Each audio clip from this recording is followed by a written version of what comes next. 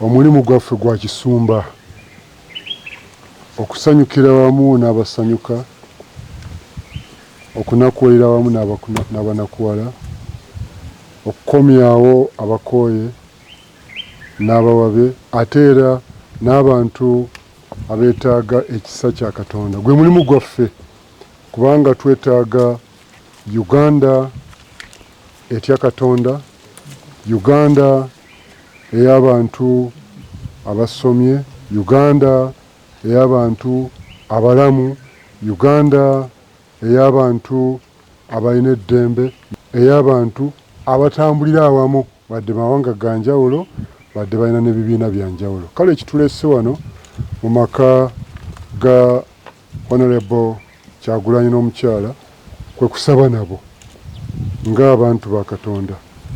Ate n'okulaba tubadde tuwulira notaliiwo nalidda ntugamba ffe tulina okugenda okusaba nabo. Era ekyo tukimaze wano ne munnaffe atwaniriza bulungi mukyala Kyagulanyi.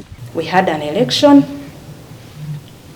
During the election we had people killed. During the election we had people imprisoned. Twebaza nnyo Interreligious Council yavaayo n'ebyogerako. Eyo statement twagiraba era tugisiima mwebali. Naye si buli kimu nti kyogerwako. Era nga bw'ogambye nti mubyogeranga bwe mubirabye ebimu bijja leeti ne mubyogerako leeti. Naye mbadde nsaba twongere okutunula ennyo ku sayidi y'abanyigirizibwa.